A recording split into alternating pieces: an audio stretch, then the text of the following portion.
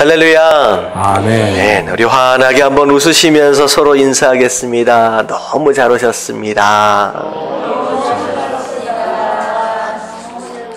네, 감사합니다. 자, 오늘 말씀은 열왕기상 6장 1절서부터 우리 좀 살펴보도록 하겠습니다. 솔로몬이 다윗 다음에 왕이 됐지요. 근데 그리고 나서 이제 앞으로 어떤 일이 있었는지 어떻게 보면 성전을 건축하는 어떤 그런 장면이 나오게 되는데요. 자, 열왕기상 6장 자 1절서부터 3절까지의 말씀 같이 한 목소리 읽어보도록 하겠습니다. 시작.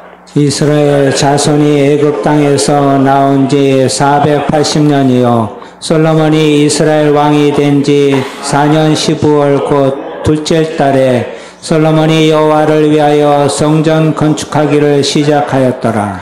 솔로몬 왕이 여호와를 위하여 건축한 성전은 길이가 60규빗이요 너비가 20규빗이요 높이가 30규빗이며 성전의 성소 앞 주랑의 길이는 성전의 너비와 같이 20규빗이요 그 너비는 성전 앞에서부터 10규빗이며 자, 이스라엘 자손이 애굽 땅에서 나온 지 480년이 지났습니다.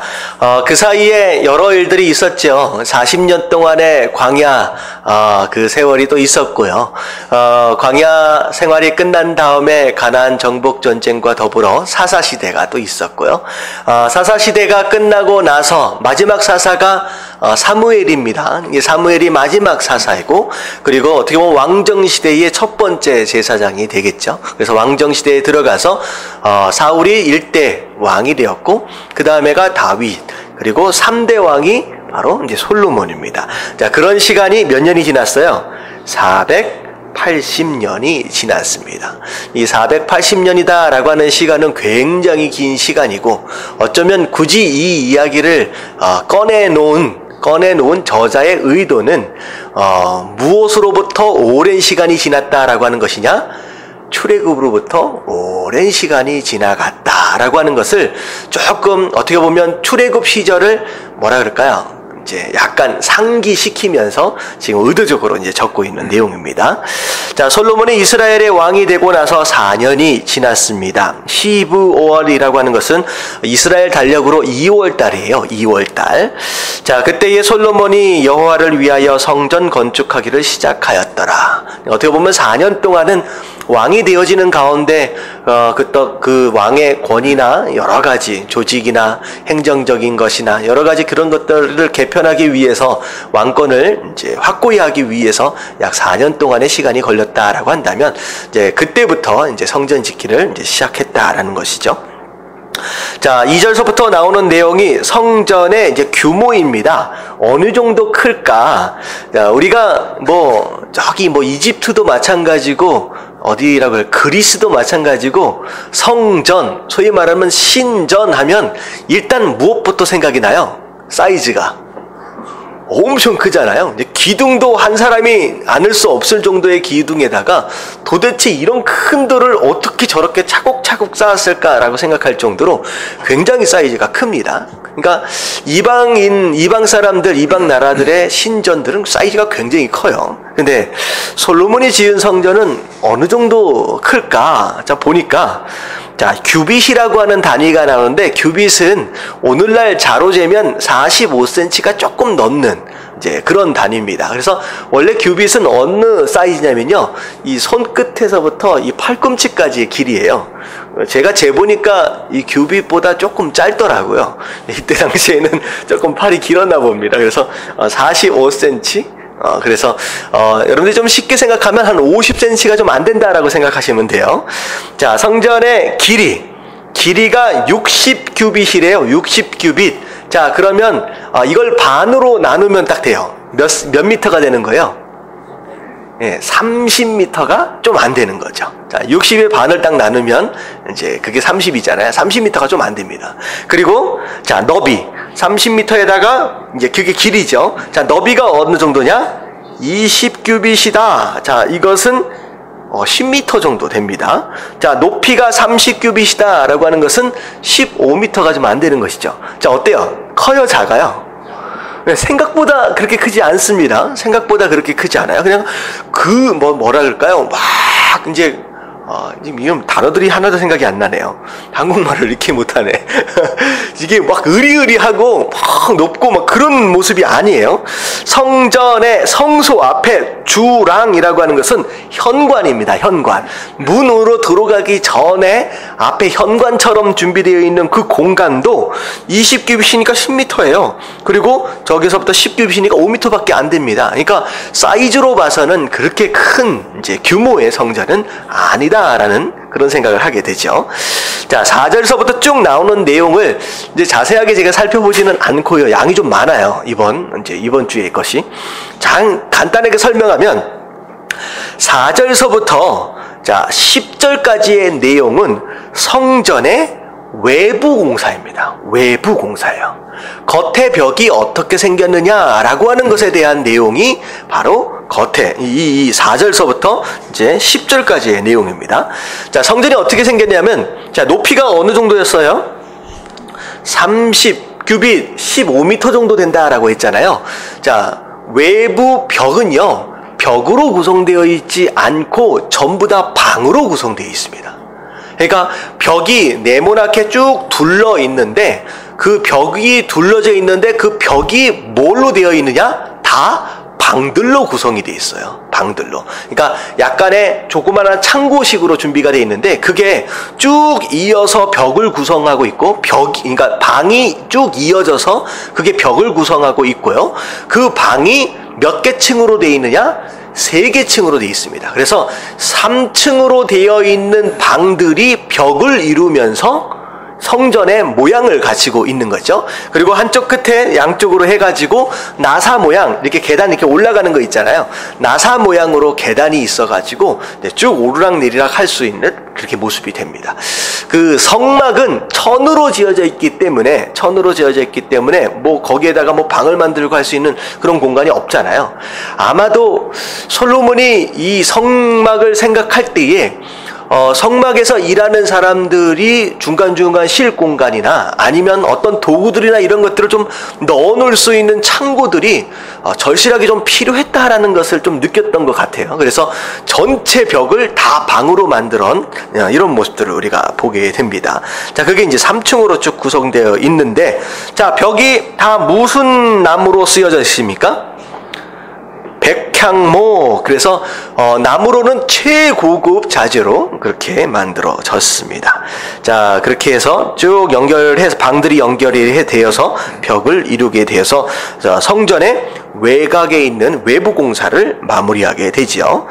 자, 근데 이 10절까지 쭉 읽는 가운데 굉장히 특이한 구절이 있어요.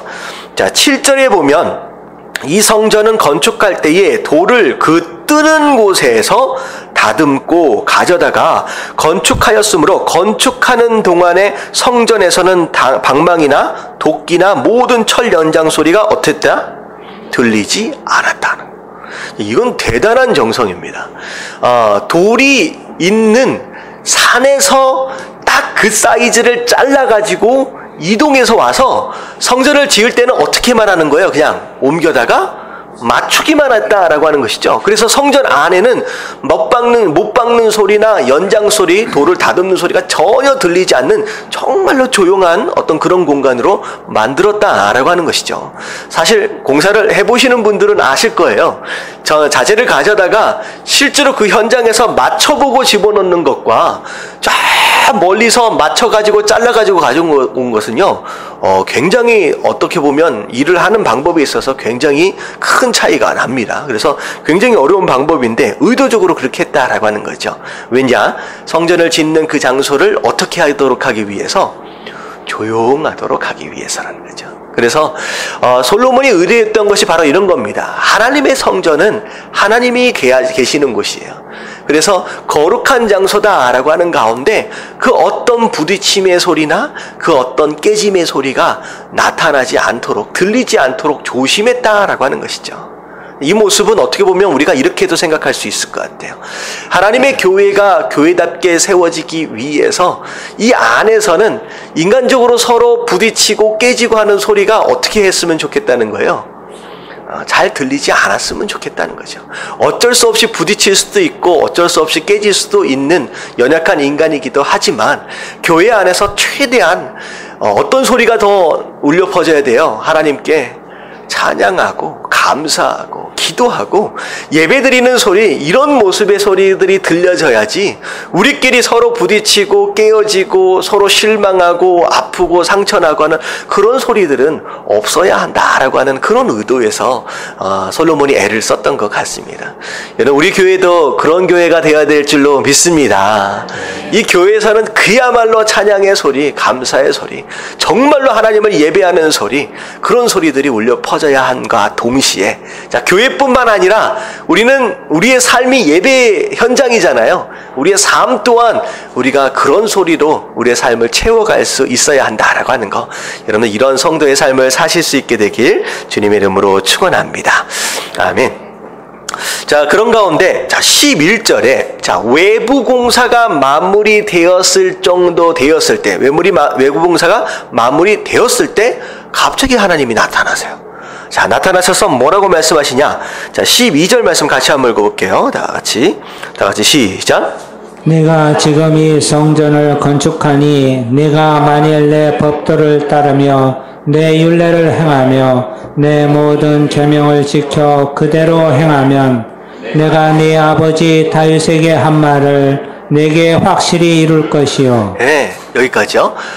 아니, 하나님께서 외부 공사를 마무리를 하고 어떻게 보면 내부까지도 마무리를 하고 나타나셨을 만도 한데 갑자기 공사 중간에 하나님께서 나타나셔서 말씀을 하신다는 거죠. 왜 나타나셔서 말씀하셨을까? 여러분, 이 내용이 굉장히 중요합니다. 내용이, 자, 네가 지금 이 성전을 건축하니 내가 만일 내 법도를 따르면 내 율례를 행하며 내 모든 계명을 지켜 그대로 행하면 내가 내 아버지 다윗에게 한 말을 내게 확실히 이룰 것이다. 굉장히 의미심장한 말씀입니다. 아마도 우리 인간적인 생각 같아서 열심히 애를 써가지고 성전을 지금 짓고 있는 솔로몬이잖아요. 그러면 성전을 짓고 있는 솔로몬에게 나타나셔서 하나님이 말씀하신다라고 한다면 어떤 말씀을 하시는 게 정상적일 것 같아요? 참, 네가 수고가 많구나. 이 성전 진짜 짓느냐고 애를 많이 쓰는구나. 그래, 이 성전 잘 지으면 내가 너에게 뭘 주겠다? 복 주겠다, 상 주겠다, 내가 축복해 주겠다라고 하실 것 같은데 그 말씀이에요? 아니에요. 전혀 아니에요. 네가 성전을 짓고 있는 거 내가 안다. 근데 오히려 뭐라고 얘기하느냐? 성전을 지으면 뭐 해줄 거다가 아니라 오히려 성전을 지은 거에 대해서는 아무 말씀도 안 하세요. 네가 성전을 지었는데 뭐 하면 내가 축복하겠다? 네가 내 말씀에 순종하면 내가 너를 축복하겠다. 내가 다윗에게 약속한 것처럼 내가 너를 축복하겠다라고 말씀하시는. 이 얘기는 뭐냐? 성전 짓는 게 중요한 거예요? 말씀에 순종하는 게 중요한 거예요? 이건 명확한 거예요. 아무리 애를 쓰고 아무리 큰 재정을 들여가지고 의리의리한 성전을 지어 놓은들 말씀의 순종이 없으면 복을 받는다, 못 받는다? 못 받는다는 거예요. 여러분들, 이 원리를 우리가 확실히 깨달을 필요가 있습니다. 여러분, 교회를 다니고 여러 가지 섬김의 과정들이 많이 있어요.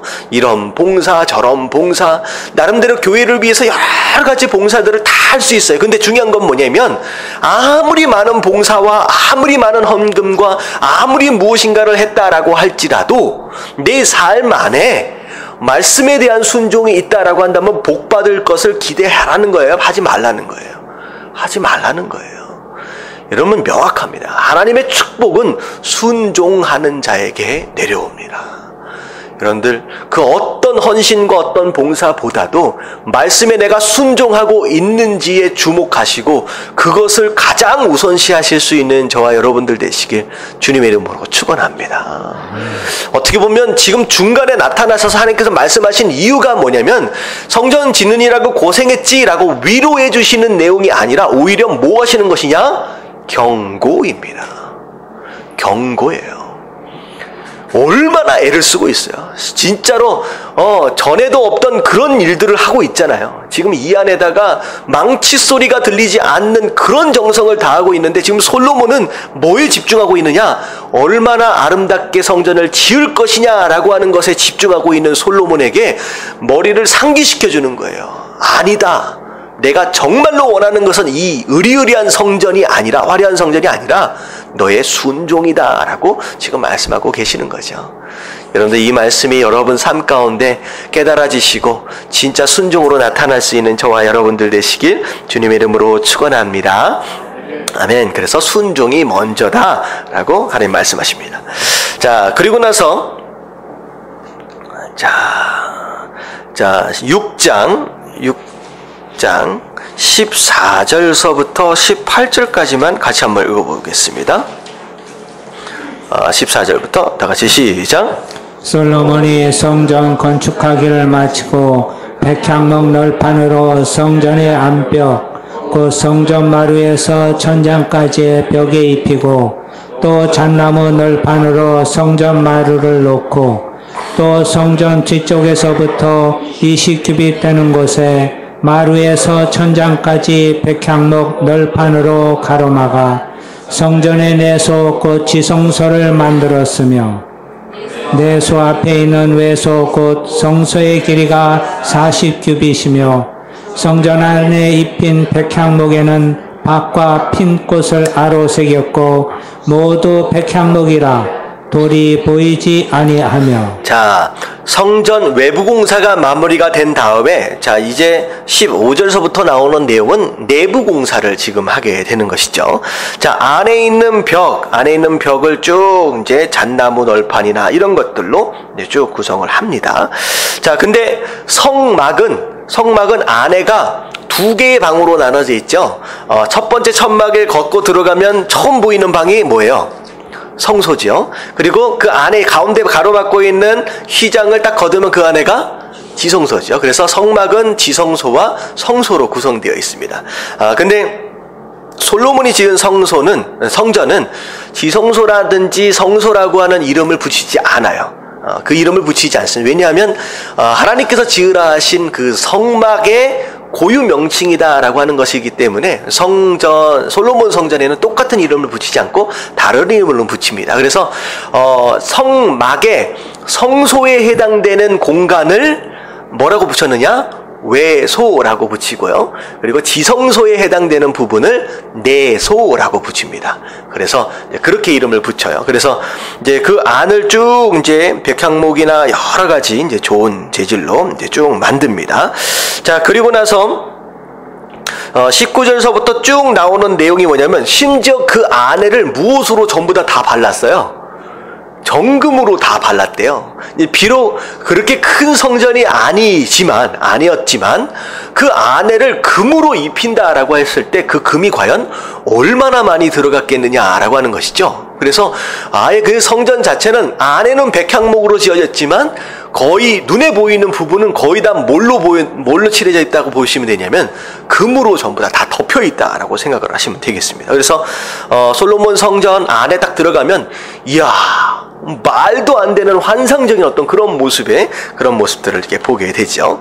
자, 특별히 내소 안으로 들어가면, 지성소에 해당되는 내소 안으로 들어가면 23절에 보니까 뭐가 있어요?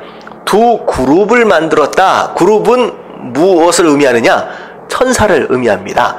내소 안에 보면 두 개의 그룹, 천사의 모양으로 조각을 만드는데 그것도 나무로 조각해서 만들었는데 그것에도 뭘 입혔느냐? 금으로 이제 다 입힙니다. 자, 그리고 나서 여러 가지 사방의 벽들을 종려나무라 그러니까 피어 있는 꽃의 모양으로 전부 다 이렇게 조각을 하게 되죠.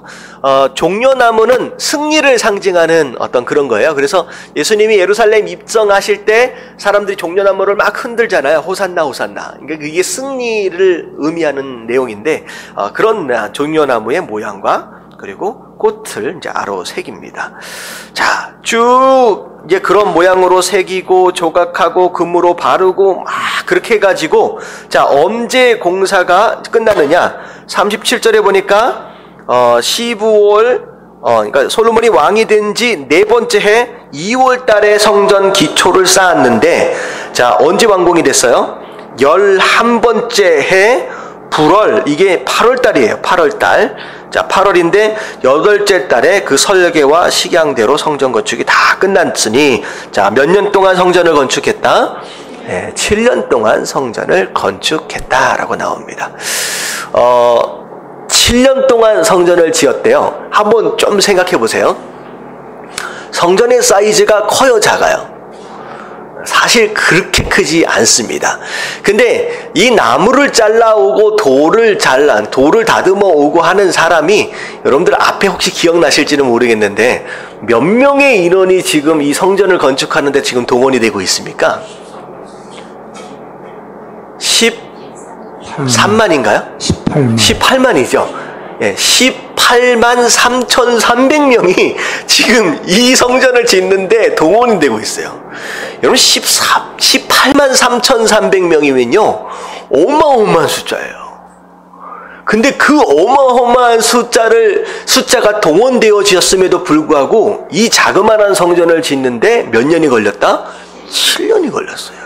다시 말하면 이 성전은 규모에 비해서 이 안에 들어간 재정과 더불어 어떤 무엇인가 들어갔냐면 최선의 정성과 정말로 그 조각 하나하나를 얼마나 정성스럽게 만들었느냐, 솔로몬의 정성과 열정을 엿볼 수 있는 그런 대목이다라고 하는 것이죠. 대단한 작품을 어떻게 보면 그 당시에 최고의 예술품을 만들었다라고 생각해도 과언이 아닐 정도의 엄청나게 아름다운 성전을 만들어 놓은 겁니다. 자, 근데 중요한 건 뭐냐면 이렇게 아름답게 만들어 놓은 성전 결국 나중에 어떻게 돼요?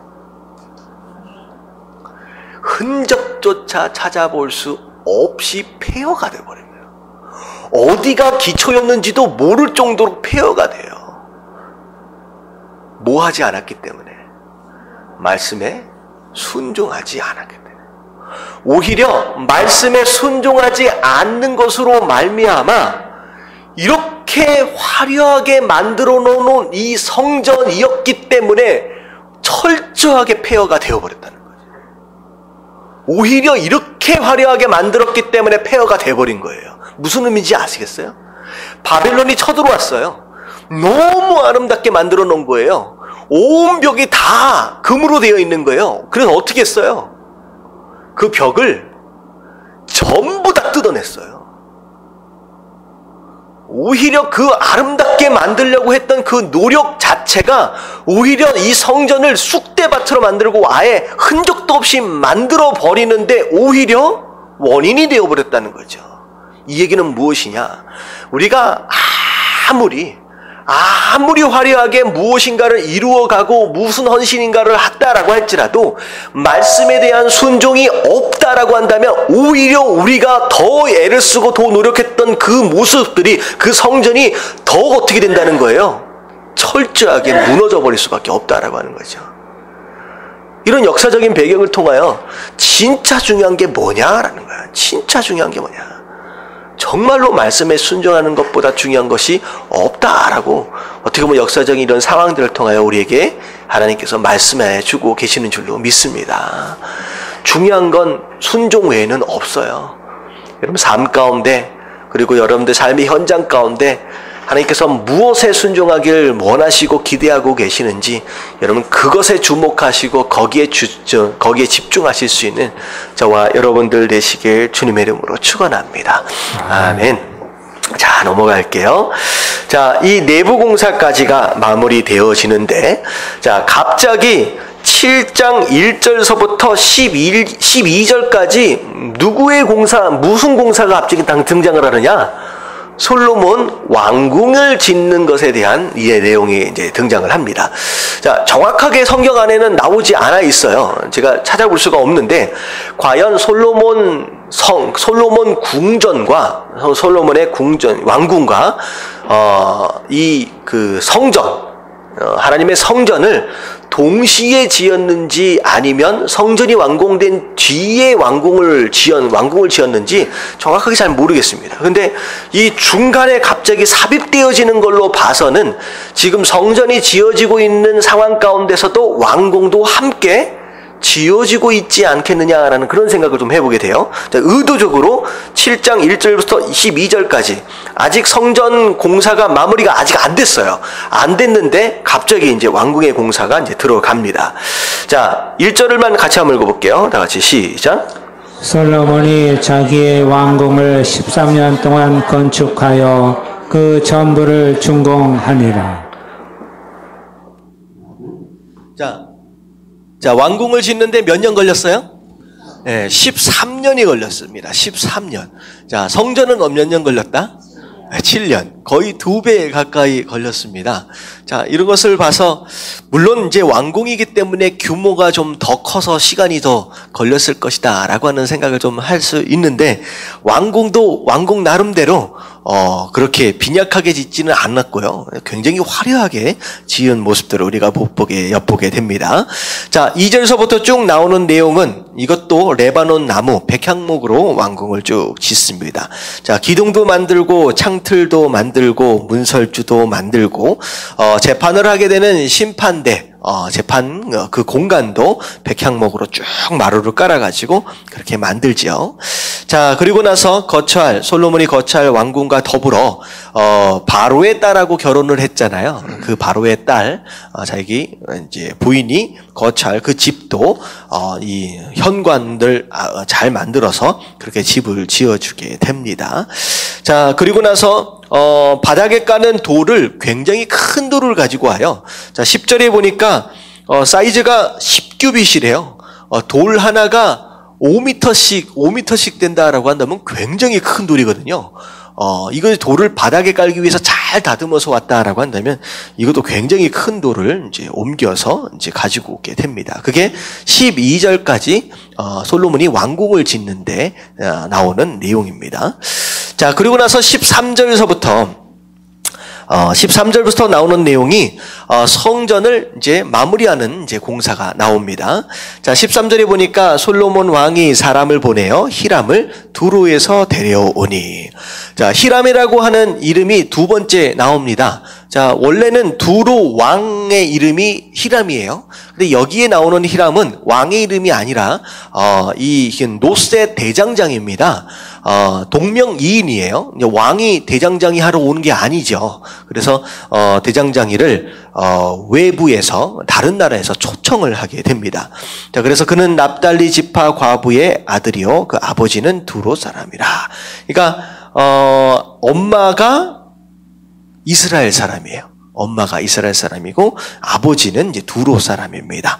자, 그런 가운데 노세 대장장이로 이제 불러서 이제 노세를 다루는 데에 정말로 이제 재능이 있는 사람이죠. 지혜와 총명과 재능을 구비한 자다라고 해서 솔로몬이 이 히람에게 노세로 만든 모든 기구들에 대한 책임을 다 맡깁니다. 자, 그래서 15절에 보니까 노수로 양쪽에 큰 두 기둥을 만들어요. 자, 기둥을 만들고 그 기둥 꼭대기는 어떻게 생겼느냐? 둥그런 모리 모양으로 이제 공 모양의 머리가 이제 딱 올라갔죠. 그리고 그 공 모양의 머리를 뭘로 덮은 것처럼 보여 있냐? 사슬로 만든 그물. 이것도 다 이제 노수로 돼 있어요. 그걸로 그 머리 부분을 탁 덮어요. 덮어서 어떻게 보면 이 기둥은 성전을 바치는 용도이기보다는 앞에 어떤 상징적인 의미로 세워놓은 어떤 기둥 같은 그런 모습들이 이제 보여지죠. 자, 중요한 건 뭐냐면 21절에 보니까 이 성전 기둥에 이름이 붙어 있어요. 자, 21절 같이 한번 읽어볼게요. 다 같이 시작. 이 두 기둥을 성전의 주랑 앞에 세우되 오른쪽 기둥을 세우고 그 이름을 야긴이라 하고 왼쪽에 기둥을 세우고 그 이름을 보아스라 하였으며. 자, 두 개의 기둥의 이름이 야긴이라고 하는 이름과 보아스라고 하는 이름입니다. 자, 야긴의 뜻이 뭐예요? 그가 세우실 것이다. 세우실 것이다. 자, 그라는 게 누구냐? 하나님이시죠. 자, 이 기둥에 이름을 붙이면서 이 성전을 향한 솔로몬의 믿음의 고백이 여기 담겨 있는 거죠. 자, 결국은 이 성전, 자, 누가 세우신다? 하나님이 세우신다라고 하는 그런 의미가 있습니다. 사실 실제적으로 보면 이 성전은 누가 짓고 있어요? 솔로몬이 짓고 있죠. 하지만 솔로몬이 비록 육신적으로 볼 때는 자기의 재능과 어떻게 보면 자기 정성을 다하여 재물을 다하여 지금 섬기면서 지금 세워가고 있지만 솔로몬은 그걸 고백하는 거예요. 비록 나를 통하여 세워져 가고 있는 성전이지만 결국은 이 성전을 성전으로 세우시는 분은 누구다? 하나님이다라는 거죠. 여러분, 이 고백이 우리 교회에 있어야 하는 줄로 믿습니다. 예. 이 교회는 누구 한 사람이 누군가가 세워가는 게 아니에요. 사람이 세워가는 게 아니라 누가 세워가셔야 된다? 하나님이 세워가시는 교회가 되어져야 한다라고 하는 거. 이건 단지 또 교회뿐만 아니라 여러분들 가정도 마찬가지고 여러분들 사업장이나 직장도 마찬가지입니다. 하나님이 세우시는 교회, 성전, 가정, 사업장, 직장이 되어져야 한다는 거죠. 이건 곧 솔로몬이 뭘 고백한 것이냐? 모든 것의 주권이 누구에게 있다? 하나님께 있다는 거죠. 하나님의 주권을 인정하는 것이 바로 야긴의 뜻입니다. 자, 두 번째는 보아스라고 하는 이름이죠. 사람 이름하고 똑같은 이름인데, 자, 뜻이 무엇이냐? 그에게 능력이 있다라는 거죠. 자, 결국은 이 성전이 세워지는데, 자, 이 성전은 곧 누구의 능력을 의지하는 상징적 건물이냐? 하나님의 능력을 의지하는 것이라는 거죠. 하나님의 능력이에요. 이 성전을 통하여 하나님의 능력이 나타날 것이고 우리는 그 능력을 의지하는 하나님의 백성이다라는 뜻입니다.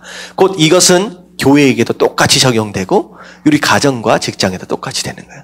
내 실력과 내 능력과 내 재능으로, 내 실력으로, 내 무엇인가로 이 세상을 사는 것이 아니라 하나님의 능력을 의지하는 바로 그 믿음으로 이 성전과 교회와 가정과 사업장들이 다 세워져 가야 한다라고 하는 것이죠.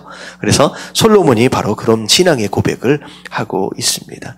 여러분, 야긴과 보아스, 성전을 딱 들어가게 되면 진짜 의리의리하게 두 개의 기둥이 딱 서 있는데 그것을 피해갈 자는 없어요. 결국은 하나님께 나아가는, 성전 안으로 들어간다는 것은 하나님 만나러 들어가잖아요. 결국은 하나님을 만나러 나아가는 누구든 이 두 가지 고백이 삶 가운데 있어야 한다는 거죠. 내 삶을 세우시는 분도 하나님이시고 내 모든 능력의 근원도 바로 하나님이다라고 하는 이 고백. 그 고백을 할 수 있는 자가 누굴 만난다? 하나님을 만난다라고 하는 바로 그런 메시지다라는 거예요.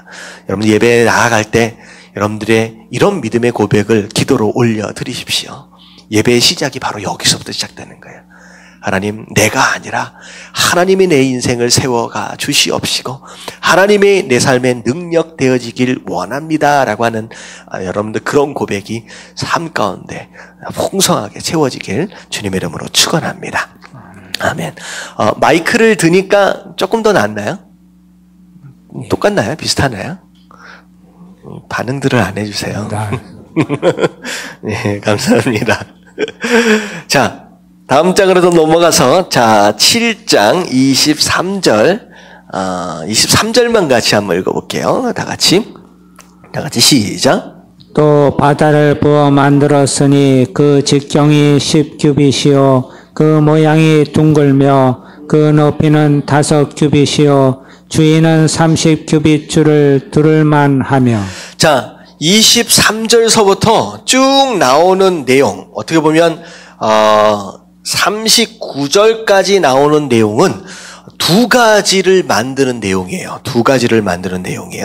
자, 23절에서부터 자, 어디까지냐면 26절까지는 바다라고 하는 것을 만드는 내용이고요. 27절서부터 쭉 나오는 내용이 바로 물두멍을 만드는 내용입니다. 바다가 뭐냐? 성막을 지었을 때 번제단을 지나가서 성막 안으로 들어가기 바로 직전에 놓여있던 것이 무엇이었어요? 물두멍이었잖아요. 물두멍. 여러분들 물두멍이 상징하는 게 뭐였어요? 물두멍. 회개와 용서에 대한 내용이었습니다. 자, 근데 물두멍을 우리가 볼 때, 물두멍을 볼 때 특별한 특징이 하나가 있었어요. 성막을 지을 때는 어떤 모양으로, 어떤 크기로, 어떻게 만들어라 라고 굉장히 자세하게 설명했는데, 특별히 물두멍을 만들려고 하셨을 때는 뭘 기록하지 않으셨냐면 사이즈를 기록하지 않았었죠. 처음 듣는 얘기여서는 안 됩니다. 이게 물두멍의 가장 중요한 대목이에요. 자, 물두멍은 하나님의 은혜를 상징합니다.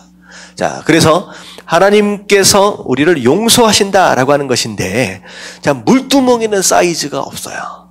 자, 그 대신 물두멍을 어떻게 만들라고 하나님께서 말씀하셨느냐?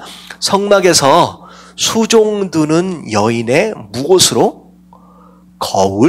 놋거울을 가지고 녹여서 그래서 만들라고 하나님께서 말씀하셨어요. 그래서 우리가 그 성막에 대해서 우리가 쭉 살펴볼 때 뭘 되게 중요하게 얘기했냐면, 하나님의 은혜를 입는 자는 마치 거울을 보는 것처럼 스스로를 돌아보고 뭐 하는 사람? 회개할 줄 아는 사람이 그 은혜를 입는다라고 우리가 배웠고요. 사이즈가 나와 있지 않는다라고 하는 것은 무슨 뜻이냐? 하나님의 은혜와 용서하심은 한이 없다라는 거죠. 우리가 무조건 어떤 죄든 하나님께 회개하며 나아간다라고 한다면, 하나님은 그 어떤 죄든 용서하시는 무한한 사이즈에, 측량할 수 없는 사이즈의 자비하심과 은혜로우신 바로 그런 하나님이다라고 하는 것을 우리가 물두멍을 통하여 배웠습니다. 지금 그게 물두멍이었는데, 23절에서부터 26절까지 나오는 내용은 바다라고 하는 것을 새로 만들기 시작했어요. 뒤에 이게 보면 물두멍은 솔로몬 성전에, 원래는 성막에는 하나가 있었는데 솔로몬 성전에는 물두멍이 몇 개냐? 왼쪽과 오른쪽에 5개씩 만들어서 10개를 만듭니다. 그리고 물두멍을 언제든지 이동할 수 있도록 수레를 만들어서 밑에 바퀴를 4개를 붙여요. 그래서 이 물두멍은 때를 따라서 이동이 가능하도록 만들었다라고 하는 것이 이제 특징이고요. 근데 더 중요한 것은 뭐냐면, 물두멍은 우리가 지금 방금 살펴봤던 그 의미를 가지고 있는데, 솔로몬이 하나님의 은혜와 자비로우심과 용서하심에 대하여 특별한 마음이 있는 거예요. 특별한 마음이 있어요. 굳이 성막에 없었던 그 무엇인가를 어떻게 한 거예요? 이 물두멍을 자기 나름대로 극대화시킨 거예요. 그게 바로 바다입니다. 지금 여기 바다에 이 물두멍의 사이즈가 나와 있습니다. 사이즈가 나와 있어요. 아마도 이 사이즈가 그때 원래 오리지널 물두멍의 사이즈와 비슷했을 거다라는 생각이 들어져요. 왜냐하면 지금 이 당시에도 성막이 있어요, 없어요? 성막이 있어요. 성막이 있습니다.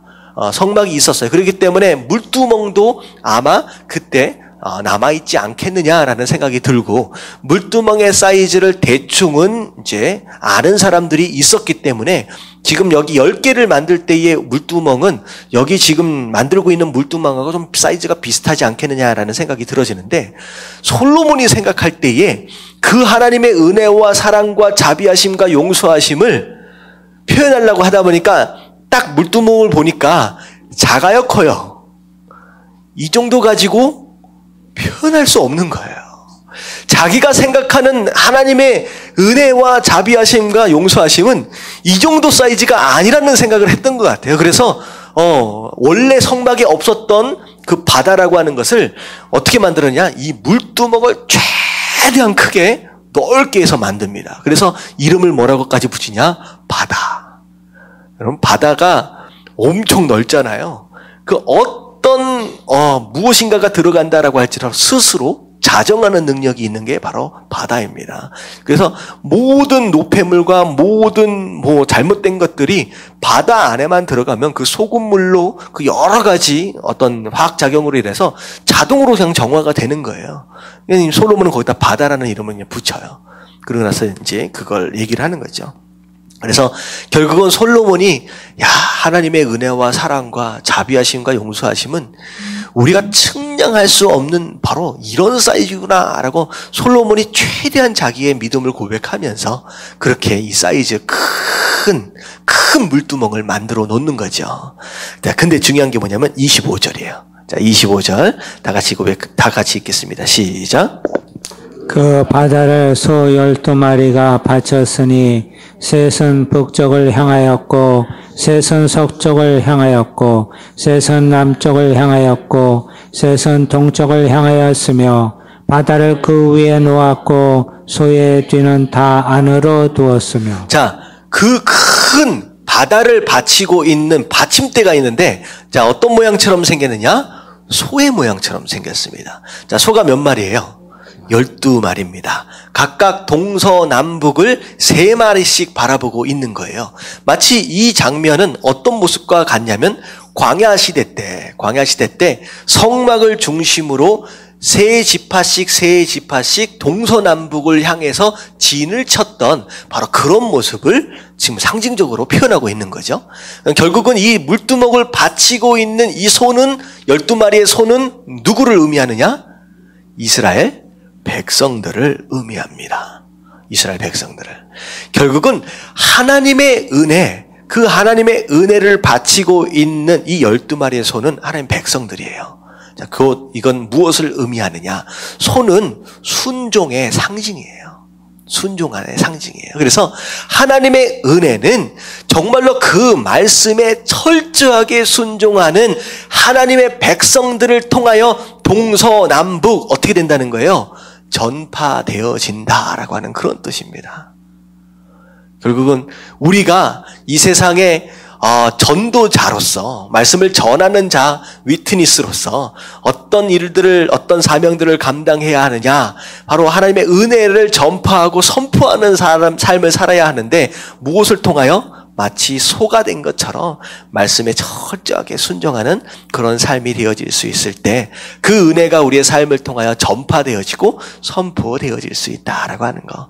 여러분들 그런 소의 모습들로 순종하며 살아갈 수 있는 저와 여러분들 되시길 주님의 이름으로 축원합니다. 아멘. 자, 그게 이제 소가 바치고 있는 바로 그런 의미입니다. 자, 그리고 나서 쭉 나오면서 40절서부터 쭉 나오는 내용은, 자, 히람이 노스로 어떠한 물건들을 만들었다라고 이제 정리를 하는 거예요. 자, 40절 보니까 물두멍도 만들고 부삽도 만들고 대접도 만듭니다. 자, 그리고 나서 기둥둘도 만들고 공 같은 머리둘, 그리고 그물로 덮는 거 그런 것도 쭉 만들었다라고 얘기를 하고요. 그리고 10개의 받침수레, 물두멍을 받치는 수레죠. 그런 것도 쭉 만들고 바다도 만들고 12마리의 그 소의 모양도 다 노수로 만들었다라고 하는 것이 바로 45절까지의 말씀입니다. 자, 그리고 47절에 보니까 얼마나 많은 놋이 들어갔느냐. 어떻게 보면 놋이라고 하는 것은 오늘날 보면 그렇게 귀한 뭐라 그랬죠? 귀한 게 아니잖아요. 근데 이 당시로는요, 그 당시에 이제 굉장히 중요한 어떤 그런 거예요. 그래서 특별히 철기가 대단하게 발전하지 못했었던 그때 당시에 놋은 굉장히 구하기 쉽지 않았던 그런 이제 물건들입니다. 자재들이에요. 그래서 굉장히 많이 이 놋이 이제 들어갔다라고 얘기를 합니다. 자, 그리고 나서 48절에 보니까 내소 안쪽에 들어가야 되는 금단과 진성병상과 금상 이런 것들 등잔대는 또 뭘로 만들어요? 이제 금으로 이제 만들죠. 금으로 전부 다 조각해가지고 다 그렇게 만듭니다. 그래서 우리가 생명사 앞에 부분에 보면 솔로몬 성전 그림이 있어요. 조감도가 이렇게 쭉 있거든요. 그 안에 어떻게 만들어졌느냐라고 하는 게 딱 보이고요. 그리고 성소 안에 딱 들어가면 이제 내 외소 안에 들어가면 원래는 오른쪽 왼쪽으로 그 금잔대 있잖아요. 등대라든지 그 떡상이나 이런 것들이 원래는 하나씩 있었는데 몇 개씩 더 만들어가지고 쭉 정렬을 했는 이런 모습들을 우리가 보게 됩니다. 그래서 결국은 여기까지의 말씀을 보면 솔로몬이 굉장히 세밀한 부분들까지 정성을 다하고 세심하게 이렇게 솔로몬 이제 성전을 잘 지었다라고 하는 내용이 바로 여기까지의 내용입니다. 자, 그리고 나서 8장으로 넘어올게요. 8장. 자, 1절부터 3절까지 같이 읽겠습니다. 다 같이 시작. 이에 솔로몬이 여호와의 언약궤를 다윗성 곧 시온에서 메어 올리고자 하여 이스라엘 장로와 모든 지파의 우두머리 곧 이스라엘 자손의 족장들을 예루살렘에 있는 자기에게로 소집하니 이스라엘 모든 사람이 다 에다님월 곧 7째 달 절기에 솔로몬 왕에게 모이고 이스라엘 장로들이 다 이름에 제사장들이 궤를 매니라. 자, 성전이 완전히 다 지어졌습니다. 근데 중요한 건 뭐냐면 아직 안에 뭐가 없어요? 언약궤가 들어와 있지 않지요. 자, 이 언약궤는 하나님의 임재하심을 상징합니다. 하나님의 임재하심을 상징합니다. 자, 다시 말하면 아무리 의리의리하고 화려하게 성전을 지어놨다라고 할지라도 그 안에 하나님의 임재하심이 없으면 그건 성전이 아직 아니다라는 뜻이죠. 이건 마찬가지입니다. 여러분들의 우리 교회가 교회 되어질 수 있는 가장 중요한 것은 무엇이냐? 무엇인가를 잘 지어놨다라고 하는 것에 있지 않고 여기에 누가 계시냐? 하나님이 계시냐 계시지 않느냐라고 하는 것이 가장 중요한 부분이다라고 하는 것이죠. 그래서 결국은 이 언약궤가 들어오는 순간만큼은 솔로몬과 일꾼들만 함께하는 것이 아니라 어떻게 했느냐? 각 지방에 퍼져 있는 모든 지파의 장로들과 지휘관들, 리더십들을 다 부릅니다. 백성들을 다 모으는 거예요. 다시 말하면 지어놓은 이 성전이 진짜 성전 되어지는 순간만큼은 누구와 함께하고 싶은 거예요? 이스라엘의 모든 백성들과 함께하고 싶다라고 하는 솔로몬의 마음이 있는 거죠. 그래서 성전이 성전 되어지려면 하나님의 임재하심이 있어야 한다는 거죠. 언약궤가 들어오는 순간서부터 이게 성전이 됩니다.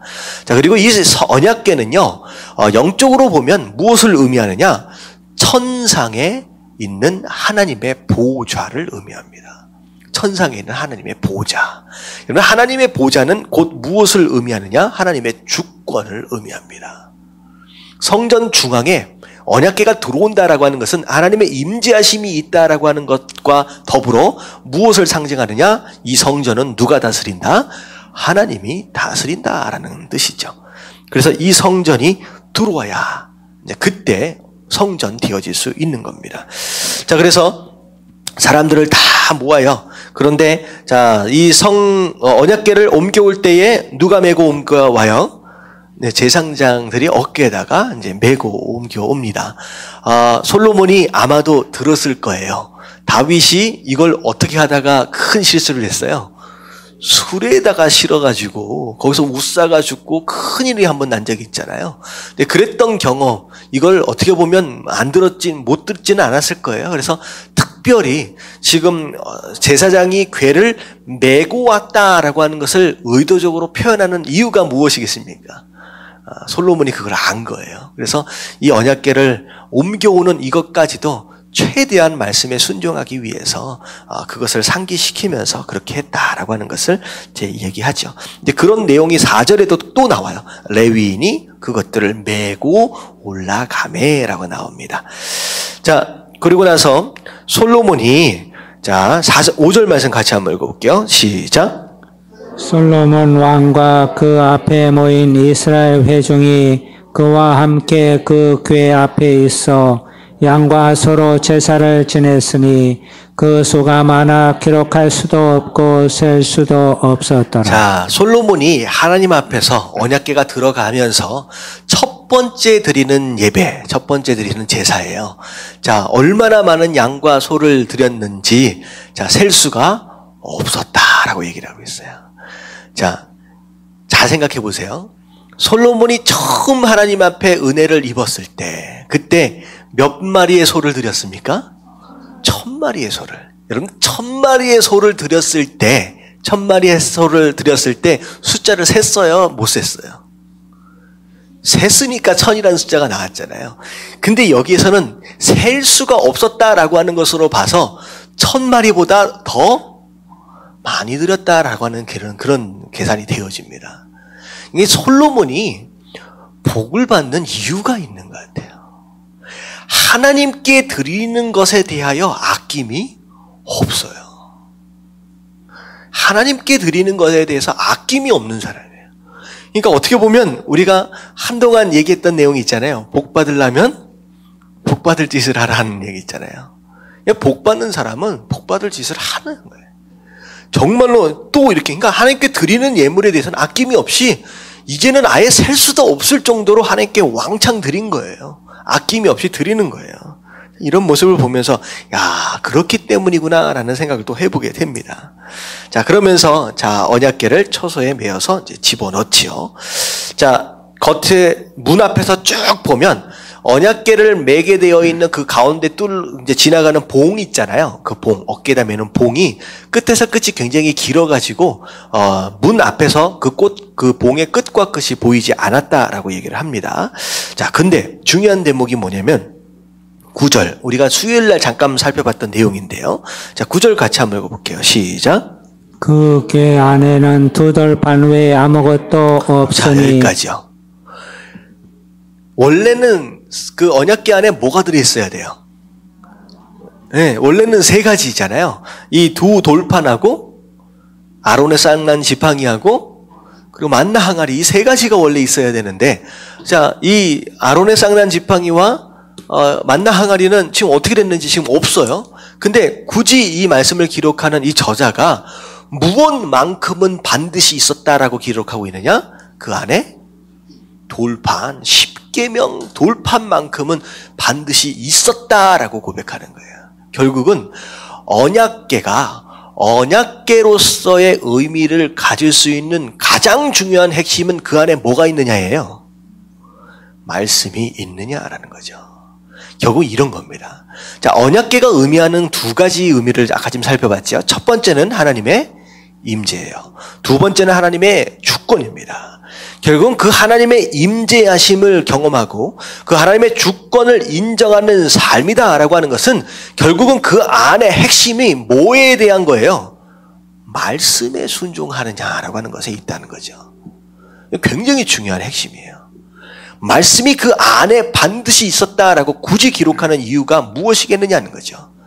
그 안에 말씀에 대한 내용이 빠져서는 안 된다라고 하는 것이죠. 그래서 우리의 삶도 마찬가지입니다. 진짜 여러분들이 예배 가운데 하나님의 임재하심과 그리고 여러분들 삶 가운데 하나님의 주권이 인정되어지는, 정말 하나님이 다스리는 삶을 살길 원하신다라고 한다면 무엇에 순종하라? 말씀에 순종하라. 여러분, 이거 외에는 방법이 없다라고 하는 것을 의미하는 것이죠. 자, 그랬을 때, 자, 그 돌판이 있었어요. 그랬을 때 정말로 예배를 딱 드리는 순간에, 자, 뭐가 성전 안에 가득했다? 구름이 성전 안에 가득했습니다. 자, 이건 하나님의 응답이에요. 자, 이렇게 응답하셨던 때가 성막을 지었을 때 있었죠. 성막을 딱 짓고 하나님께 예배를 드리는 순간 구름이 성막 위에 임했다라고 하는 그 표현이 있다시피, 자, 이 성전을 그래 내 성전 삼겠다라고 하나님께서 응답하시면서 그 임재하심과 함께하심과 그 주권을 무엇으로 보여주셨느냐? 구름으로 보여주셨습니다. 자, 구름으로 보여주시는 순간, 자, 제자들이 변했어요. 어떻게 변했어요? 11절 다 같이 시작. 제사장이 그 구름으로 말미암아 능히 서서 섬기지 못하였으니 이는 여호와의 영광이 여호와의 성전에 가득함이었더라. 자, 능히 서서 섬기지 못했다라고 하면, 자, 어떤 모습으로 섬겼을까요? 허리와 다리가 굽어진 상태에서 고개를 들지 못하고 그 안에서 예배를 집례할 수밖에 없었다는 거죠. 자, 이것은 어떤 의미냐? 진짜 예배를 통하여 하나님의 임재하심과 그 하나님의 주권을 경험한 자는 하나님 앞에 어떻게 될 수밖에 없어요? 허리를 굽힐 수밖에 없습니다. 이 거룩하신 하나님에 대한 자연스러운 반응이야. 이것은 바로 겸손의 삶을 의미합니다. 진짜 예배 가운데 하나님을 만난 자는요, 삶의 겸손이 나타날 수밖에 없습니다. 진짜 하나님의 주권이 인정되어지는 삶은요, 스스로를 주장하지 않아요. 겸손하게 하나님 앞에 허리를 굽힐 줄 알고 무릎을 꿇을 줄 아는 삶의 모습이 나타난다라고 하는 거죠. 여러분, 이게 우리가 모두가 풀어내야 할 숙제 가운데 숙제입니다. 진짜 예배를 예배롭게 드릴 수 있다라고 한다면 우리는 자연스럽게 겸손해질 수 있다라고 하는 거죠. 여러분, 저를 포함해서 우리 함께하고 있는 모든 성도들이 진짜 예배 가운데 하나님을 만나는 것으로 말미암아 진짜 겸손하게 하나님 앞에 엎드려질 수 있는, 여러분, 그런 삶으로 변화되어질 수 있는 저와 여러분들 되시길 주님의 이름으로 축원합니다. 아멘. 자, 넘어갈게요. 자, 12절에 보니까 그때 솔로몬이 이르되 여호와께서 캄캄한 데 계시겠다 말씀하셨사오나. 자, 캄캄한 데는 곧 어디를 의미하느냐? 성막 안을 의미하죠. 여러분들, 성막을 우리가 배웠다시피 성막 안에 조명 기구는 딱 하나밖에 없어요. 뭐예요? 등잔대밖에 없어요. 등잔대에 그 등잔이 몇 개가 켜집니까? 7개밖에 없어요. 그러니까 그 성막 안에 7개의 불로 그 안을 그냥 밝히는 거예요. 그러니까 안에 들어가면 캄캄합니다.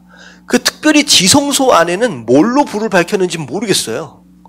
뭐 조명 기구가 없습니다. 여러분들, 성막은요, 몇 개의 덮개로 덮여 있는지 아세요?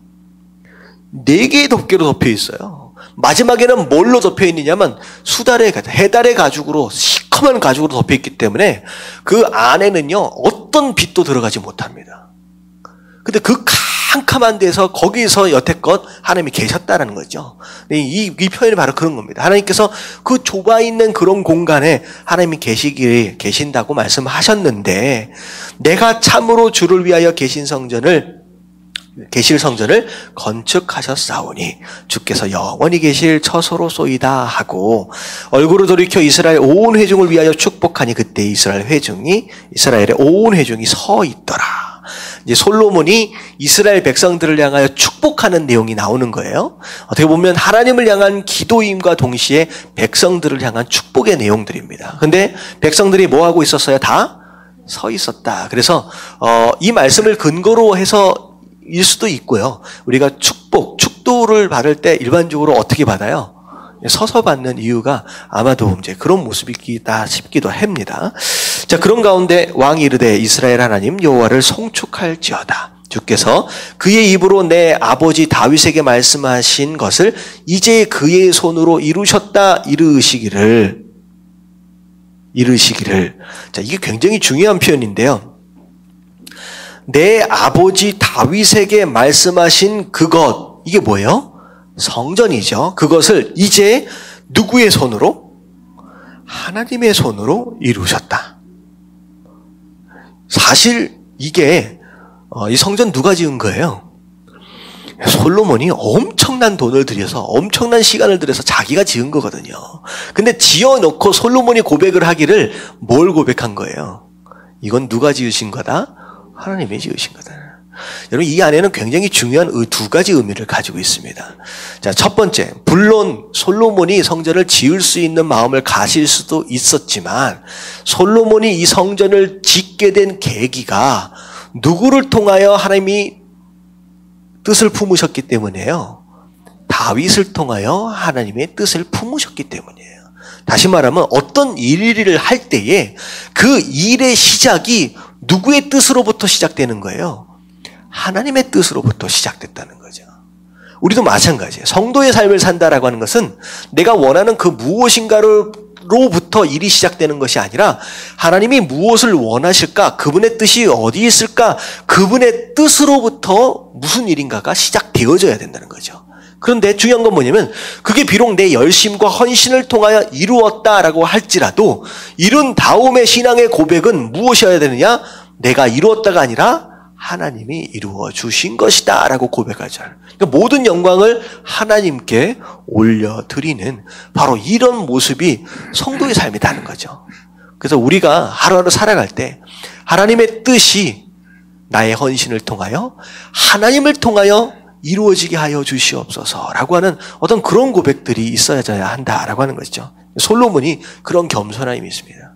하나님, 내가 이걸 제가 지었습니다 라고 얘기를 하는 게 아니라 하나님이 이루어 주신 겁니다 라고 이야기를 하고 있어요.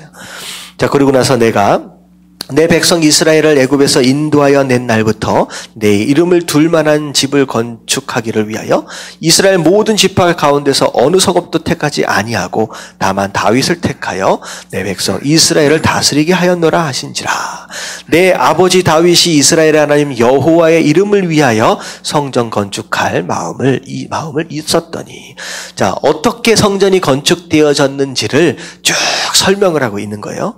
여호와께서 내 아버지 다윗에게 이르시되 내가 내 이름을 위하여 성전을 건축할 마음이 있으니 이 마음이 내게 있는 것이 좋도다. 다윗이 하나님의 성전을 지었으면 좋겠다라고 이 마음을 품은 것이 하나님이 보실 때 뭐 했다는 거예요? 좋았다. 이건 뭐냐면 기뻤다는 뜻이에요. 야, 네가 어떻게 그런 마음을 가질 수 있냐? 하나님이 너무 기뻤다는 거예요. 하나님이 감동을 받으셨다는 거죠. 그러나 너는 그 성전을 건축하지 못할 것이요 내 몸에서 낳을 내 아들 그가 내 이름을 위하여 성전을 건축하리라 하시더니, 다윗이 또 그 말씀에 순종합니다. 비록 짓고 싶지만 네 아들이 지을 것이다 라고 하는 하나님의 명령에 순종했죠. 자, 이제 여호와께서 말씀하신 대로 이루시도다. 내가 여호와께 말씀하신 대로 내 아버지 다윗을 이어서 일어나 이스라엘 왕위를 얻고 왕위에 앉고 이스라엘 하나님 여호와의 이름을 위하여 성전을 건축하고, 내가 또 그곳에 모든 우리 조상들을 애굽 땅에서 인도하여 내실 때에 그들과 세우신 바 여호와의 언약을 넣은 궤를 위하여 한 처소를 설치하였노라 라고 이 성전 건축하게 된 여러 가지 배경들을 처음부터 끝까지 쭉 설명합니다. 자, 근데 여기에서 우리가 좀 주목해야 할 부분이 있는데, 성전을 설명할 때 무엇을 위한 성전이라고 계속 얘기하고 있느냐? 그게 되게 중요해요. 13절에 보니까, 자, 성전 할 때 뭐라고 설명하셨어요? 내가 참으로 누굴 위하여서? 하나님을 위해서 계실 성전을 건축한다. 17절에 보세요. 여호와의 이름을 위해서 성전을 건축한대요. 18절에 보면 내 이름을 위해서 성전을 건축할 것이다. 이거 하나님의 이름이에요. 자, 그리고 20절 마지막 부분에 보면 여호와의 이름을 위하여 성전을 건축하고. 다시 말하면 이 성전은 누굴 위해서 지어진 성전이다? 하나님을 위해서 지어진 성전이에요. 하나님을 위해서 지어진 성전이에요. 이것은 곧 영적으로 무엇을 의미하느냐? 우리의 예배의 모습도, 예배의 목적을 또 우리가 생각해 볼 필요가 있습니다. 여러분, 왜 예배를 드려요? 왜 예배를 드려요? 여러분들 예배의 목적을 바르게 해야 예배가 예배되어질 수 있어요. 예배의 첫 번째 목적은, 성전을 짓는 데의 첫 번째 목적이 누굴 위한 것이다? 하나님을 위한 것인 것처럼, 여러분들 예배의 목적은 제일 첫 번째 목적이 무엇이어야 되느냐? 하나님께 영광을 돌리는 것에 있어요. 우리가 이걸 착각하면 안 돼요. 우리가 일반적으로 예배를 왜 드리냐 물어보면 은혜를 받기 위해, 소위 말하는 응답을 받기 위해라고 얘기할 수 있어요. 자, 예배의 목적이 이 두 가지가 다 맞습니다. 근데 이 순서가 바뀌면 어떻게 되느냐? 자, 첫 번째가 하나님께 영광을 돌리는 것이고, 두 번째가 은혜를 받는다, 은혜를 입는다라고 할 경우에 이 순서가 바뀌면, 먼저 은혜를 받기 위한 것이 예배 목적이 되면 그 예배는 어떤 모습이 되어지느냐? 기복신앙이 됩니다. 복을 받기 위한 예배일 뿐이라는 거죠. 근데 예배의 가장 중요한 목적과 우선순위는요, 하나님께 영광이에요.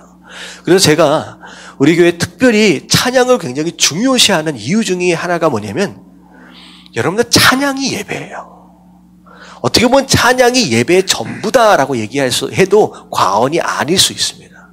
왜냐하면 찬양 안에 뭐가 있어요? 하나님께 올려드리는 영광이 담겨 있어요. 하나님께 올려드리는 감사가 담겨 있어요. 주의 이름을 높여드리는 그 모든 기도의 제목들과 신앙의 고백들이 찬양 안에 있고, 그걸 누구의 입술로 고백하고 있느냐? 우리 입술로 고백하게 되는 예배의 유일한 순간입니다. 기도와 더불어. 여러분, 그렇다라고 한다면 찬양이 어떻게 보면 예배예요. 오늘날 오히려 찬양보다도 말씀 듣는 시간이 길어진 이유가 있어요. 원래는 찬양이 그냥 예배입니다. 그리고 나서 오히려 말씀은 옛날에는 어떻게 들었느냐? 그냥 말씀을 앞에서 인도자가 뭐 했어요? 그냥 읽었어요. 읽으면 거기에 뭘로 화답해요? 아멘, 아멘으로 화답하면 그게 예배 끝입니다. 근데 오늘날 어쩌다 보니까 뒤에 말씀이 길어졌어요. 말씀이 길어진 이유가 뭐예요? 말씀 듣는 게 그게 앞에 드리는 찬양보다 더 중요해서가 아니에요. 말씀이 길어진 이유는 딱 한 가지입니다. 뭐예요? 우리의 예배는 이곳에서 드리는 이 예배가 전부가 아니기 때문이에요. 무엇도 예배예요. 이 예배당을 떠나는 삶의 현장이 예배이기 때문이에요. 그래서 예배에 대해서 말씀이 길어진 이유는 우리의 삶의 현장이 예배다워지도록 하기 위해서 뭐가 필요해요? 말씀이 필요한 거예요. 그래서 말씀이 더 길어지게 되는 상황이 벌어진 거지, 결단코 앞에 우리가 하고 있는 이 찬양이 이 말씀을 듣는 것보다 덜 중요해서가 아니다라고 하는 거예요. 그러면 예배를 드릴 때 가장 중요한 첫 번째 목적은 이 예배를 통하여 우리에게 주신 사랑과 은혜와 축복과 이 모든 것들에 대하여 감사하고 영광을 돌리는 것에 있다라고 하는 것을 여러분 잊지 마십시오. 여러분, 그 순서가 바뀌면 절간에 가서 기도하는 거랑 똑같은 거예요. 우리가 다른 종교와 차이가 있는 게 뭐냐면, 다른 종교는 왜 가요? 뭐 하려고 가서 빌어요? 뭐 하려고 가서 빌어요? 복 받으려고 비는 거예요. 문제 해결하려고 비는 거예요. 여러분들, 예배의 목적은 거기에 있지 않아요. 여러분, 복은 어떻게 받느냐? 복은 어떻게 받느냐? 솔로몬이 왜 1000번이나 예배를 드렸을까요? 1000번제를 왜 드렸을까요? 이미 받은 은혜가 너무 큰 거예요. 솔로몬이 그 예물을 통하여 받은 은혜에 대한 감사를 한 것이고, 거기에 대해 하나님께 영광을 돌린 겁니다. 그랬더니 그 감사와 그 영광에 합당한 응답으로 뭘 주신 거예요? 축복과 지혜를 주신 거예요. 여러분, 이 우선순위를 바꾸지 마십시오. 자꾸 은혜 받기 위해서, 축복받기 위해서 자꾸 예배당을 찾으면요, 똑같은 현실이 됩니다. 결국은 어떤 그런 식으로 오래 신앙생활을 하면 결국 어떻게 되냐면 하나님의 얼굴에 대한 관심이 없어져요. 하나님을 만나고 싶은 생각보다는 뭐만 필요해요? 하나님의 손만 필요해요. 하나님의 손만 경험하고 돌아가고 싶은 그런 마음만 있게 된다는 거죠. 하나님은요, 그 손을 누구에게 베푸시느냐? 그 얼굴을 대면한 자에게 손을 보여주십니다. 여러분, 예배 우선순위, 순서를 바꾸지 마시고, 여러분들 이 시간 우리가 나온 이유도 우리가 일주일 동안에 감사할 게 너무 많은 거예요. 하나님께 영광을 돌리기 위해서 먼저 이 자리를 찾았다라고 하는 거. 여러분, 그런 마음으로 먼저 하나님께 나아가실 수 있는 저와 여러분들 되시길 주님의 이름으로 축원합니다. 아멘. 아멘. 이게 되게 중요한 거예요. 그래서 우리가 기도하는 순서도 마찬가지입니다. 기도할 때 첫 번째 뭐에 대해서 기도해요? 하나님께 영광을 돌려요. 두 번째 뭐예요? 하나님께 감사합니다. 그 다음에 뭐예요? 그 다음에 회개와 그 다음에 간구가 나오는 거예요. 이런 기도의 순서도 주기도문에서 예수님이 정해주신 거예요. 그렇게 순서를 정해주시고, 예배도 마찬가지입니다. 그래서 여러분들 하나님께 찬양하고 영광 돌리는 그 찬양의 순간만큼은 여러분들 최선을 다해서 하나님께 찬양하십시오. 그래서 많은 사람들이 그래요. 큰 교회들 보면요, 찬양하는 것이 이제 좀 뭐라 그럴까요? 좀 그래서 찬양 끝날 때쯤 돼가지고 말씀 시작할 때쯤 들어가는 성도들이 좀 있어요. 우리 교인들은 뭐 그렇게 할 수 있는 상황이 아니지만, 여러분들 그건 예배의 가장 중요한 것을 미싱하는 겁니다.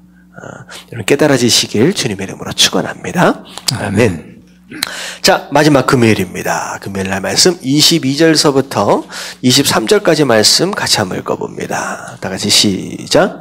솔로몬이 여호와의 제단 앞에서 이스라엘의 온 회중과 마주서서 하늘을 향하여 손을 펴고 이르되 이스라엘의 하나님 여호와여, 위로 하늘과 아래로 땅에 주와 같으신 신이 없나이다. 주께서는 온 마음으로 주의 앞에서 행하는 종들에게 언약을 지키시고 은혜를 베푸시나이다. 자, 하나님께 손을 올리면서 축복하면서 하나님께 예배를 드리는 거예요. 찬양을 하면서. 근데 23절에 보면 주와 같은 신이 없나이다 라고 하나님께 영광을 돌리면서 주께서 온 마음으로 주의 앞에서 행하는 종들에게 언약을 지키시고 은혜를 베푸시나이다 라고 고백하고 있어요. 저는 이 말씀을 읽고서 마음이 참 찡한 게, 지금 솔로몬이 이야기하고 있는 주께서는 온 마음으로 주의 앞에서 행하는 종들, 누굴까요? 온 마음으로 주의 앞에서 행하는 종들, 누구를 의미할까요 지금? 여러분, 이거는 다윗이에요. 밑에 보세요. 24절. 주께서 주의 종 내 아버지 다윗에게 나오잖아요, 바로. 지금 솔로몬이 하나님의 언약과 하나님의 신실하심과 하나님의 은혜를 누가 입느냐라고 하는 것을 알았느냐? 온 마음으로 하나님 앞에서 행하는 종들에게 임한다라고 하는 걸 알았어요. 근데 이 고백은 누구를 통하여 깨닫게 된 것이냐? 아버지 다윗을 통하여 깨닫게 된 거예요.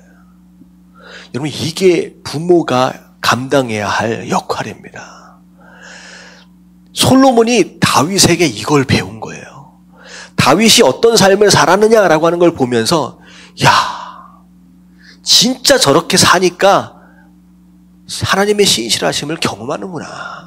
야, 저렇게 사니까 하나님으로부터 응답을 받는구나, 은혜를 입는구나 라고 하는 걸 자기 아버지의 삶을 보면서 깨달은 거예요.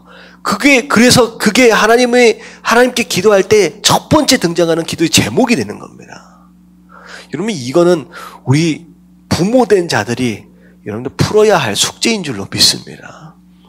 내 자녀들에게 어떤 모습을 보여줘야 하느냐, 어떤 흔적들을 남기고 가야 하느냐, 지금 어떻게 보면 매 금요일마다 꼭 한 번씩 등장하는 내용인 것 같아요. 내 자녀들이 나를 보고서, 야, 저렇게 사니까 진짜 복을 받는구나, 야, 저렇게 사니까 진짜 은혜를 입는구나 라고 하는 것을 자녀들이 우리의 삶을 통하여 배운다라고 하는 것만큼 축복이 어디 있겠느냐라는 생각을 해보게 됩니다. 자녀들에게 다른 무엇인가를 물려주기보다는 정말 이렇게 아름다운 신앙의 유업들, 신앙의 좋은 교훈들을 여러분들의 삶을 통하여 물려주고 그렇게 살아가실 수 있는 저와 여러분들 되시길 주님의 이름으로 축원합니다. 사실 이렇게 말씀을 전하고 있는 저도 쉽지는 않아요. 과연 에밀리가 아버지 된 저를 어떻게 기억하고 어떻게 알고 있겠느냐라고 어떻게 보면 나중에 물어보면 뭐라 그럴지는 잘 모르겠습니다. 어렸을 때는 그랬던 것 같아요. 그림 그리기 대회가 있었어요. 그림 그리기 대회가 있었는데 장래 희망이에요. 근데 자기가 목사가 되겠대. 아니, 뭐라고 그렸냐면 성경책을 가득 앞에다 놓고서 성경 공부하는 모습을 딱 그려놓고선 자기가 그것이 되겠다는 거예요. 그런데 그 아이가 지금 에밀리가 하는 얘기가 뭐냐면, 제가 말씀을 전하고 말씀을 가르치는 그 모습이 에밀리 눈에는 너무 좋아 보였는 거예요. 나도 저렇게 살고 싶다라고. 근데 지금은 잘 모르겠습니다. 지금은. 근데 이건 제가 제 자랑이 아니라 저도 어쩔 수 없이 자녀들과 같이 이렇게 있으면 연약함을 보일 수밖에 없는 연약한 부모의 한 사람으로서 참 이게 사실 어떻게 보면 하나의 은혜인 것 같아요.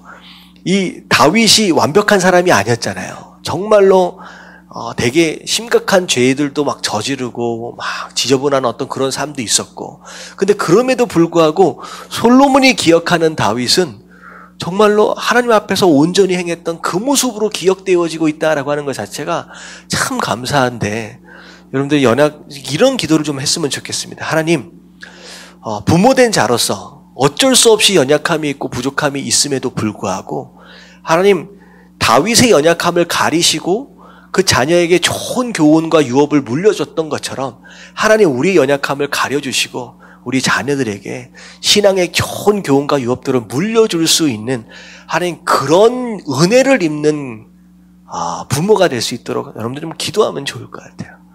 할렐루야. 제일 중요한 기도인 것 같아요. 우리가 뭘 남기고 가느냐라고 하는 것이잖아요. 그래서 그런 기도가 중요한 것 같습니다. 그래서 솔로몬이 그렇게 고백하는 거예요. 우리 아버지 다윗. 그래서 내 아버지 다윗에게 하신 말씀을 지키사 주의 입으로 하신 것을 손으로 이루심이 오늘과 같으니이다. 그러니까 다시 말하면 성전 건축되어진 게 하나님이 지금 약속을 지키신 것이다 라고 얘기를 하는 거예요.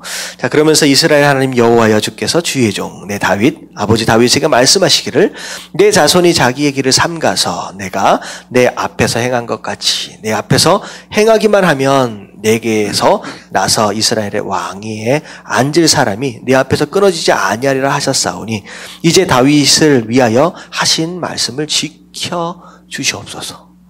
그러니까 약속을 붙잡고 기도하는 거예요. 하나님, 다윗 우리 아버지에게 그 약속 하셨잖아요. 하나님, 그 약속 나도 지금 말씀에 순종하려고 애를 쓰니까 하나님, 그 말씀이 나를 통하여서 또 이루어지게 하여 주시옵소서. 약속을 붙잡고 기도한 겁니다. 그런 적 이스라엘의 하나님이여 원하건대 주는 주의 종 내 아버지 다윗에게 하신 말씀이 확실하게 하여 주시옵소서. 여러분들, 이 기도는 성전을 지어놓고 한 솔로몬의 기도라고 생각한다면 좀 특별한 기도입니다. 왜 이게 특별할 수밖에 없냐? 그때 상황을 한번 생각해 보세요. 엄청나게 오랜 시간과 정성과 재정을 투자해가지고 정말로 화려한, 진짜 그야말로 기가 막힌 성전을 지어놨어요. 솔로몬이 그걸 짓기 위해서 얼마나 정성을 다했느냐는 거죠. 그랬을 때 그 성전을 지어놓고 하나님, 나를 붙잡으시고 나를 축복하시옵소서라고 지금 기도하는 거잖아요. 근데 기도할 때 일반적인 상황이다라고 한다면 뭘 두고 기도했겠느냐는 거죠. 뭘 두고 딱 지어놓고 하나님, 나를 축복해 주시옵소서라고 기도한다라고 생각해 보세요. 그럼 뭘 두고 기도할 것 같아요? 하나님, 제가 얼마나 고생했는지 아십니까? 제가 얼마나 정성을 다했는지 아십니까?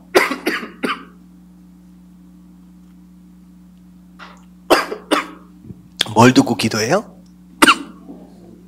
성전 놓고 기도했을 거예요. 하나님, 제가 헌신한 게 어딘데요? 제가 하나님께 드린 예물이 얼만데요? 하나님, 이걸 봐서 나를 축복해달라고 기도했을 수 있을 것 같은데 솔로몬의 기도는 그게 아니에요. 왜 그랬을까요?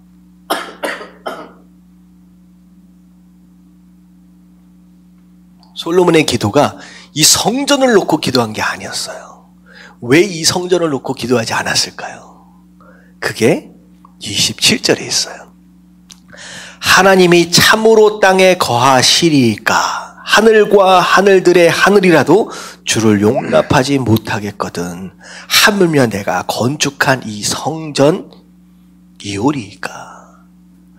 이 성전 아무리 화려하게 지어놓은들 이 성전 안에 하나님 담을 수 있어요, 없어요? 절대 못 담아요. 여러분, 이 하나님입니다. 창조주 하나님 앞에서 인간이 그 어떤 열정과 어떤 노력과 정성을 들였다라고 할지라도 하나님 앞에서 이것이 대수일 수 있어요, 없어요? 아무것도 아닌 거예요. 솔로몬이 그걸 인정하는 거예요. 솔로몬이 기도할 때 이걸 가지고 기도하지 않고 뭘 잡고 기도하느냐? 하나님의 신실함을 붙잡고 기도합니다. 여러분, 이걸 이해하려면 여러분들 한번 생각해 보세요. 자녀들을 키우다 보면 에밀리가 5살 땐가 6살 땐가 학교에서 뭔가를 만들어 가지고 왔어요. 근데 아빠한테 엄마한테 준다고 뭔가를 막 그림을 그리고 막 해가지고 정성을 들여가지고 만들어서 아빠 거 엄마 거 내놓는 거예요. 여러분들, 이게 내 딸인 에밀리가 만들어가지고 왔으니까 어머나 하고서 좋아하면서 봤지. 여러분 딴 애가 만들어가지고 왔으면 이건 뭐에 불과해요? 여러분 쓰레기입니다. 생각해 보세요. 부모 입장에서 이 5살짜리, 6살짜리가 아무리 애를 써서 무엇인가를 만들어가지고 온다라고 할지라도 여러분들 그것 자체의 가치는요, 쓰레기예요. 하지만 이게 굉장한 가치를 갖는 이유가 뭐예요? 누가 만들었기 때문에? 내 딸이, 내 자녀가 만들었기 때문에 이게 벽에 붙여놓을 만한 가치가 되는 거예요. 솔로몬이 아무리 애를 써가지고 이 성전을 지어놓은들 창조주 하나님 앞에서 이 성전은 아무것도 아닌 거예요. 근데 중요한 건 뭐냐면 이게 의미가 있는 이유가 뭐예요? 이걸 만든 자가 누구라는 거예요? 하나님의 백성, 하나님의 자녀이기 때문에 의미가 있는 거예요. 자, 그렇다라고 한다면 기도할 때 하나님 내가 이거 했는데요 라고 기도하면 나오는 것 자체가 의미가 있어요, 없어요? 없다는 걸 아는 거예요. 내가 아무리 정성을 다했든 이거 자체가 하나님을 채울 수도 하나님에게 어떤 의미도 될 수 없다는 걸 압니다. 다만 내가 기도할 수 있는 그 유일한 희망은 뭐밖에 없어요? 하나님께서 다윗 아버지에게 하셨던 그 약속뿐입니다 라고 기도하는 거예요. 여러분 기도는 바로 이런 겁니다. 이런 기도하실 때 하나님 제가 하나님 앞에 내가 얼마나 헌신했는데요, 내가 하나님 앞에 드린 게 얼만데요 라고 하면서 그걸 잡고서 기도하지 마십시오. 여러분 이거는 착각이에요. 착각이에요. 여러분 오히려 정말로 바른 기도는 오히려 그걸 놓고 기도하기보다는 뭘 놓고 기도하라? 약속의 말씀을 붙잡고 기도하십시오. 그게 진짜 기도예요. 다른 종교와 우리 기독교와의 큰 차이는 거기에서도 있어요. 다른 종교는 뭐예요? 내가 드린 것만큼의 대가를 받는 거예요. 그걸 뭐라 그래요? 복채라 그러잖아요. 내가 드린 것만큼, 투자한 것만큼을 내가 합당한 무엇인가를 얻어내는 거예요. 마치 자동 판매기 앞에서 동전 넣는 것처럼 내가 이만큼을 넣었으니까 이만큼이 나와야 합니다 라고 요구하는 것 같은 것이 바로 다른 종교입니다. 그래서 지극정성으로 라고 하는 그 무엇인가를 하늘에게 보이면 그것에 합당한 무엇인가를 준다는 거죠. 하나님의 은혜는 그게 아니에요. 그야말로 은혜입니다. 그냥 약속의 말씀을 붙잡고 하나님의 자녀이기 때문에 받는 거예요. 하나님의 자녀이기 때문에. 여러분 기도의 가장 중요한 핵심을 잃어버리지 마시고 여러분 하나님의 자녀된 권한을 가지고 그 약속의 말씀을 붙잡고 기도할 수 있는 저와 여러분들 되시길 주님의 이름으로 축원합니다. 아멘. 아멘. 자, 그런데 기도하는 것 가운데 하나가 뭐냐면 그러나 내 하나님 여호와여 주의 종의 기도와 간구를 들어주시옵소서. 특별히 그 간구가 무엇이냐? 주 앞에서 부르짖음과 비는 기도를 들어주십시오라고 하면서 주께서 전에 말씀하시기를 내 이름이 거기 있으리라 한 곳 이 성전을 향하여 주의 눈이 주야로 보시오며 주의 종이 이곳을 향하여 비는 기도를 들으시옵소서. 주의 종과 주의 백성 이스라엘이 이곳을 향하여 기도할 때에 주는 그 간구를 들으시되. 자, 솔로몬의 기도의 제목은 딱 하나예요. 이 성전에서 기도하는 모든 기도를 어떻게 해달라는 거예요? 내 기도뿐만 아니라 모든 자들의 기도를 들어주시라는 거예요. 여러분 근데 이게 다음 장으로 넘어가면 이스라엘 백성들의 기도가 나오기도 하지만 그 다음 장으로 넘어가면 심지어 이 제단에 누가 와서 기도한다라고 할지라도 이방인이 어떤 민족이 와서 기도한다라고 할지라도 그 기도만큼은 응답해 주시옵소서. 결국은 성전은 뭐 하는 곳이에요? 만인이 기도하는 곳이에요. 응답받는 곳이에요. 그런 장소가 되게 하여 주시옵소서라고 기도하는 거예요. 저는 우리 교회가 그런 교회가 됐으면 좋겠습니다. 우리 교회 안에 와서 기도하면 어떻게 해야 된다? 응답받는. 여러분들 별로 좋지 않아요? 여러분 그런 교회가 돼야지요. 우리 교회에 와서 기도하면 응답받는 거예요. 근데 도대체 무슨 기도에 응답해달라고 기도하느냐? 마지막에 나와 있어요. 자, 주께서 계신 곳 하늘에서 들으시고 들으사 모하여 주시옵소서. 이게 핵심이에요. 여러분 말씀을 잘 들여다봐야 돼요. 제가 말씀을 꼼꼼하게 설명하는 이유가 있어요. 이 성전에 와서 물질에 대하여 아니면 부귀영화에 대하여 원수를 해치워 달라고 아니면 문제 해결해 달라고 그 기도에 응답해 달라는 게 아니라 솔로몬이 지금 응답해 달라고 하는 기도의 제목은 뭐에 대한 기도냐? 죄 사함에 대한 거예요. 죄 사함에 대한 거예요. 왜냐? 솔로몬이 알아요. 뭘 아느냐? 우리가 복을 받지 못하는 이유는 딱 하나뿐이에요. 뭐예요? 죄 때문이에요. 다시 말하면 이 죄에 대한 문제만 해결하면 복은 어떻게 된다? 자연스럽게 온다는 걸 아는 거예요. 그래서 그냥 딱 한 가지만 기도하는 거예요. 하나님, 내가 어떤 죄를 지었던지 회개하기만 하면 용서해 주십시오. 하나님 앞에서 그 기도만큼은 꼭 응답해 주십시오. 그래서 이것 때문에 바벨론에 끌려간 다니엘이 그 3명의 친구들이 어디를 향하여 기도해요? 예루살렘을 향해서, 이 성전을 향해서 기도합니다. 왜? 이 약속을 하나님께 하셨기 때문에. 그들이 뭐에 대해서 기도했을까요? 하나님, 우리의 민족의 죄를 용서해 달라고 기도하는 거예요. 우리를 자유롭게 풀어달라고 기도하는 게 아니에요. 우리 민족의 죄를 용서해 주십시오라고 그 다니엘과 포로로 끌려간 수많은 포로들이 기도합니다. 그랬더니 하나님이 그 기도에 응답하셔서 결국은 다 돌아오게 되는 역사가 일어난다라고 하는 거죠. 그리고 성전이 재건되어지고 축복을 또 받게 되는 것이죠. 이런 복은 어떨 때 받느냐? 이런 죄에 대한 문제가 해결되면 자연스럽게 우리의 삶에 이슬 젖듯이 스며들어오는 것은 복이라는 거죠. 여러분들 뭘 위해 기도해야 되고 어떻게 기도해야 하느냐라고 하는 것을 오늘 말씀을 통하여 깨달으시고 그렇게 기도하고 하나님 앞에 나아갈 수 있는 저와 여러분들 되시길 주님의 이름으로 축원합니다. 아멘.